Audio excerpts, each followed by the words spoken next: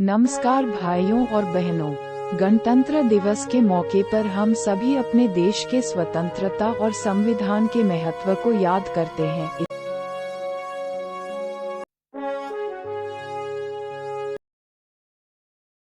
लेकिन क्या आपने कभी सोचा है कि इसी तरह जैसे हमारे देश की सुरक्षा के लिए ये परेडें होती हैं, वैसे ही हमारी आध्यात्मिक और सांस्कृतिक विरासत को भी सही रूप से प्रस्तुत करने के लिए भगवानों के वाहन होते हैं।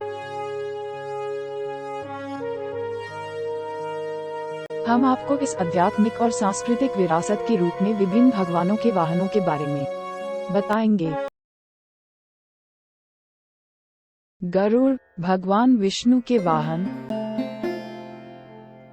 गरुड़ को गरुड़ पुराण में महाकाव्य का प्रतीक माना जाता है और वह विष्णु के विशेष भक्त होते हैं। गरुड़ द्वीपकुनी भगवान के चिन्ह के रूप में जाने जाते हैं।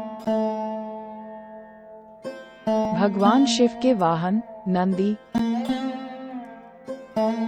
नंदी को नंदिकेश्वर के रूप में जाना जाता है और वह भक्तों के साथ शिव के दर्शन करने के लिए होते हैं।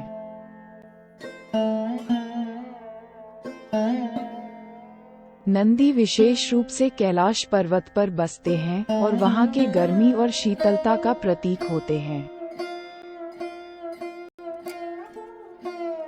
मूषक, चूहा, भगवान गणेश के वाहन। मूषक को धार्मिक और सांस्कृतिक महत्व का प्रतीक माना जाता है और वह गणेश के पूजा में शामिल होते हैं। ये सिद्ध किया जाता है कि मूषक गणेश को माता पार्वती के साथ दिव्य शक्ति का प्रतीक माना जाता है।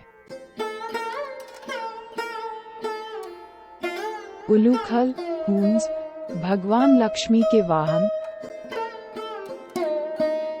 उलूखल को धन और समृद्धि का प्रतीक माना जाता है और वह लक्ष्मी माता के साथ अक्सर दिखाए जाते हैं।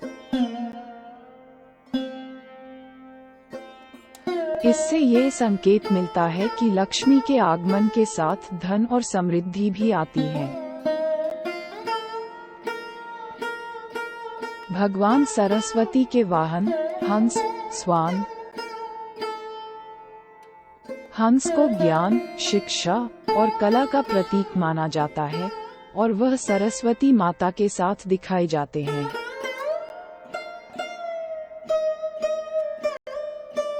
इससे सरस्वती की विद्या और बुद्धि का प्रतीक बनता है।